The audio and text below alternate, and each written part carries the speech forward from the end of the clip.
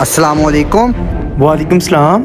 माशाल्लाह माजिद बेटा दुकान खोली है। जी अंकल, बस आप दुआ कीजिएगा, अल्लाह पाक बरकत अता फरमाए। क्यों नहीं, लेकिन मेरी एक बात याद रखना बेटा, कामयाबी ईमानदारी में ही है। इंशाल्लाह अंकल।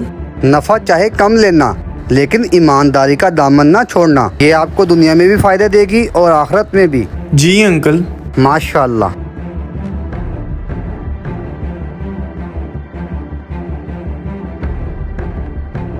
माजिद भाई कैसे हो? बस यार तेरे सामने ही है, नया सेटअप शुरू किया है, काम के हालात कुछ अच्छे नहीं है।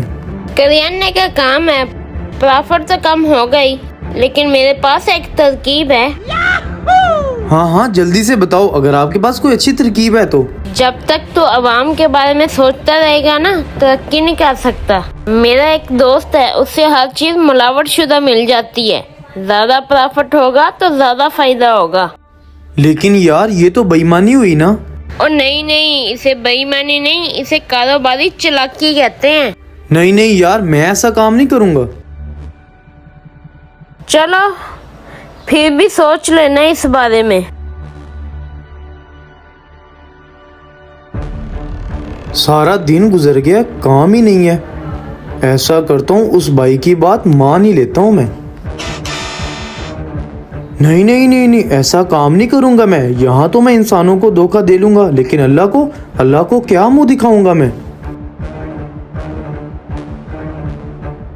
इतने सारे पैसे, वो भी इसके पास। अदनान भाई बात सुने।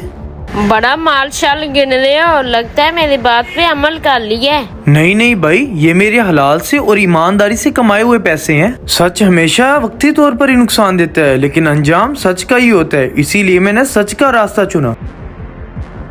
अदनान भाई, मैं भी आपको मशवरा देता हूँ कि आप ऐसा करें, सच का रास्ता अपनाएं और बुराई के कामों को छोड़ दें। देखें कैसे आपके दिल को भी सुकून होगा और अल्लाह ताला भी आपसे राजी होगा। उम्मीद करते हैं कि हमारा ये छोटा सा मैसेज आपको ज़रूर पसंद आया होगा। अगर पसंद आया हो तो आगे शेयर करें और कमेंट्स में अपनी राय का इजहार करें।